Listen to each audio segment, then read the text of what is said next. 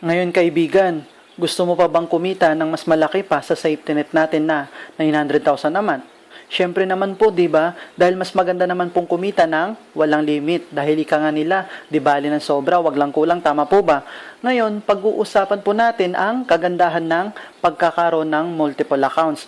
Dahil sa negosyong ito, maaari kang gumawa ng diskarte na kung saan maaari kang kumuha ng maraming franchise. Pwedeng 1 account, 3 accounts at ang maximum accounts na maaari natin kunin ay 7 accounts. Ngayon po, ipapaunawa ko po sa inyo ng mabuti ang pagkakaiba ng 1 account, 3 accounts at 7 accounts sa bawat isa. Halimbawa, kapag 1 account ang kinuha nyo, di ba may slots A and B siya na kung saan kapag marami kang mapapasali, wala ka ng choice kundi dito mo lang sila maaaring ilagay sa dalawang slots mo. Ngayon, ipagpalagay natin na dumating ang time na sa dami na ng kagrupo mo, kaya na nila magpasali ng tig 100 accounts sa isang araw. At posible pong mangyari yon. Bakit? Dahil hindi lang naman po ikaw mag-isa ang mag-i-endorse sa iba, tama po ba? So ngayon, 100 accounts po dito sa corporate A mo at 100 accounts din po sa corporate B mo. Di po ba ang pairing bonus natin ay worth 500 pesos? So 100 accounts multiplied by 500 pesos equals to 50,000 pesos. Pero, ang safety net lang natin na maaaring ibigay sa atin everyday ay 30,000 pesos per day. So, ang sobra na 20,000 ay mapupunta po siya sa company natin para madagdagan na naman po ulit ang bonus pool natin at para din po sa other expenses ng company natin. Ngayon, ganito naman po ang maaari mong kitain kapag naka 3 accounts ka. Ito po ang first account mo, mayroon po siyang corporate A and corporate B. Di po ba kapag may mapapasali ka or let's say napasali mo si friend 1 mo, di ba dito mo siya maaaring ilagay sa corporate A mo? Ngayon, bago nyo po siya ilagay dyan, advice ko lang po sana sa inyo na mas maganda ikaw po muna yan. So, bali, second account mo na siya. Di ba may slots A and B rin po siya? At dahil direct referral mo yan, automatic may 500 pesos ka kaagad doon na makukuha as direct referral bonus mo.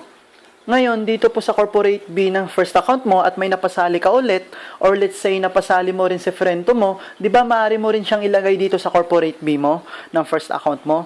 Ngayon, bago nyo po siya ilagay dyan, advice ko lang din po sana ulit sa inyo na mas maganda ikaw rin po muna yan. So, bali, third account mo na siya.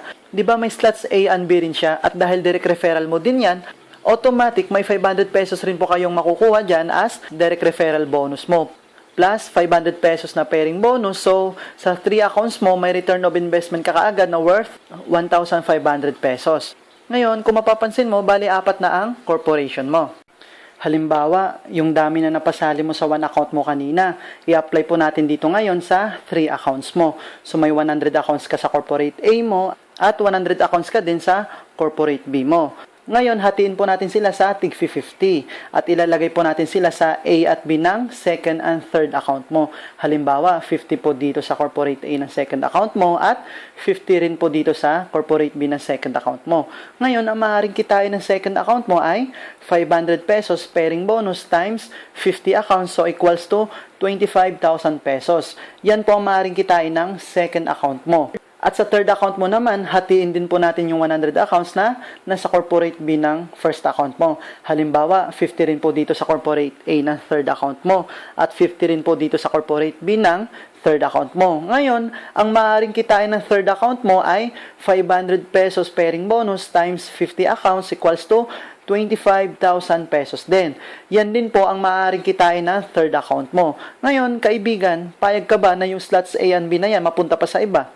Siyempre, mas maganda, sa'yo po muna yan o isa sa mga kamag-anak mo, tama po ba? Di ba yung second account and third account mo under ng first account mo, tama po ba? Ngayon, itong 50 accounts mo na nasa corporate A ng second account mo ay magpipair din po siya sa 50 accounts na nasa corporate B na third account mo. Di ba ang pairing bonus niya is equals to 25,000 pesos. Ngayon, ito namang 50 accounts na nasa corporate B ng second account mo ay magpipair din po siya dito sa 50 accounts na nasa corporate A ng third account mo. Di po ba ang pairing bonus niya din ay 25,000 pesos din. So, ang total na kinita ng first account mo ay 50,000 pesos. Pero, ang maximum lang na safety net na maaaring ibigay sa'yo, magkano? Di ba 30,000 pesos per day lang? At ang sobra po na 20,000 ay mapupunta na naman po siya sa company natin para kumita na naman po siya at para at the same time, madagdagan na naman po ulit ang bonus pool natin. So, ang total na kinita mo ay 25,000 pesos mula sa second account mo plus 25,000 pesos mula sa third account mo plus 30,000 pesos mula sa main account mo. So, a total of 80,000 pesos per day. Tanong kaibigan, saan po mas malaki ang kitaan? Sa one account na 30,000 pesos per day lang or sa 3 accounts na 80,000 pesos per day na kung saan same effort lang din naman ang ginawa mo? Siyempre, doon na po tayo sa malaki, tama po ba? Ngayon kaibigan, kung naniniwala ka talaga sa sarili mo na marami ka talagang mapapasali at kung gusto mo pa talagang kumita ng mas malaki, ang pinaka-advisable po na account na maaari mong kunin ay 7 accounts katulad nito. Bakit po?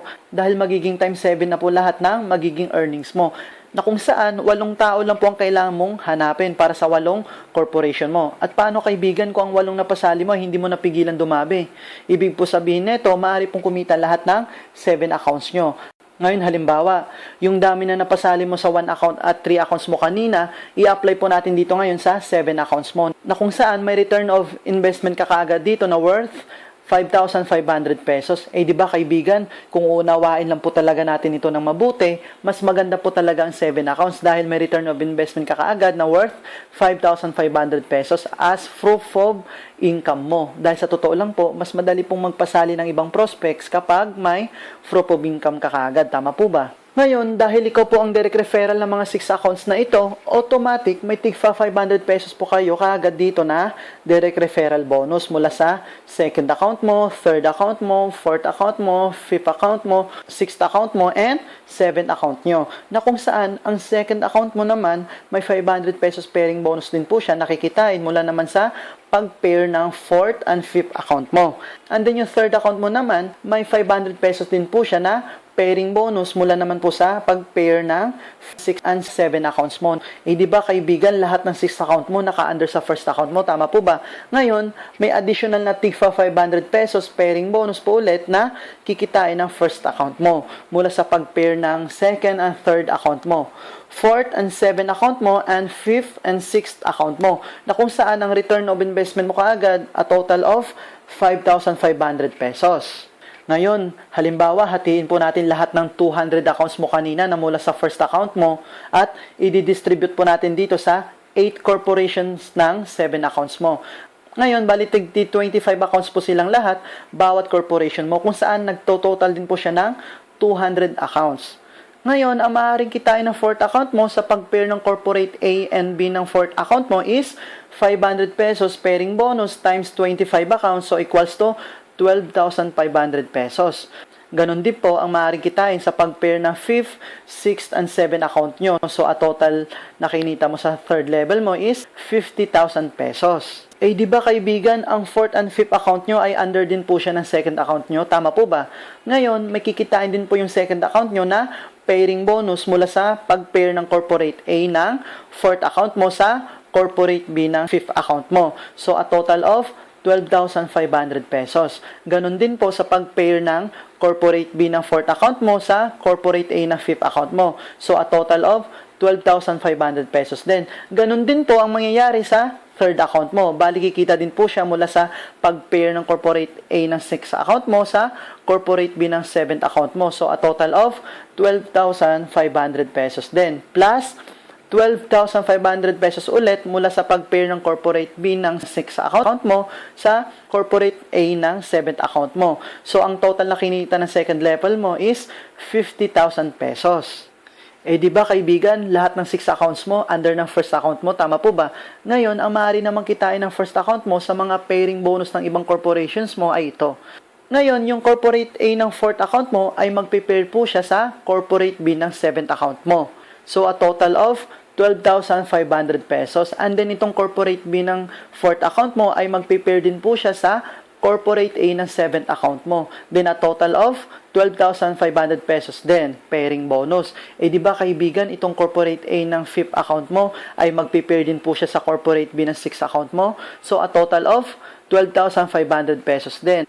Tama po ba? And then lastly, na pairing bonus is, itong corporate B ng 5th account mo ay magpe-pair din po siya sa corporate A ng 6th account mo. So, a total of 12,500 pesos din. Ngayon, ang total na kinita ng first account mo is 50,000 pesos. Pero kaibigan, magkano po ulit ang safety net everyday ng every account mo? Di po ba 30,000 per day lang? And then, ang 20,000 pesos na sobra ay mapupunta na naman po ulit siya sa company natin para sa other expenses ng company natin at para madagdagan na naman po ang bonus pool natin. Ngayon, ang total na kinita ng 7 accounts mo ay 130,000 pesos sa isang araw. Ngayon kaibigan, ganito po ang kagandahan ng pagkakaroon ng multiple accounts. So ngayon kaibigan, payag po ba kayo na ibigay pa sa iba ang ibang slots ng corporation nyo instead sa'yo sa kamag-anak mo? Ngayon, nasa sayo na po ang desisyon. Ngayon kaibigan, kapag naniniwala ka na marami ka talagang mapapasali, kaibigan, go for multiple accounts. Pero, kapag nagdududa ka rin sa iyong kakayahan, okay na po sa iyo ang one account. Pero kaibigan, baka naisip mo, baka maaari namang magdagdag ng accounts. Maaari po talaga yon. Pero kapag dumami na bigla mga naging kagrupo mo, ngayon, doon na po kayo magdudugtong ng another account nyo sa kaduluduluhan ng mga napasali nyo. Kaibigan, payag po ba kayo nun na downline kanila? Syempre, iba na rin po kapag nasa taas ka na, tama po ba? So kaibigan, dyan po nagtatapos ang explanation natin tungkol sa kagandahan ng pagkakaroon ng multiple accounts. So guys, sa mga gusto pong malaman ng updates ng team ko o update tungkol sa akin, add nyo lang po ako sa Facebook. At guys, sa mga kakasimula pa lang sa negosyong ito lang po ang masasabi ko. Sana huwag po muna natin madaliin ang kitaan. Dapat mag-build po muna tayo ng pipeline natin para sa ikakatagumpay natin sa kahit ano pa mang larangan ng negosyo. Ibig sabihin, gagawa ka muna ng magandang plano para maganda rin po ang resulta. Tama po ba? Ngayon, ang unang-una po na dapat natin gawin ay pag-aralan muna natin ng mabuti ang negosyo. Technical ng company, everything about company, how to approach people, how to invite, how to do prospecting, at marami pa pong iba na kung saan sa negosyong ito dapat full of knowledge ka para hindi ka mapapahiya sa lahat ng makakausap mo. At dapat lagi mo ring isipin na walang second chance. Dahil sa negosyong ito, malabo kang sumablay kapag mayroon kang alam. So guys, ingat po kayo lagi. Good luck po sa business venture natin and God bless us po.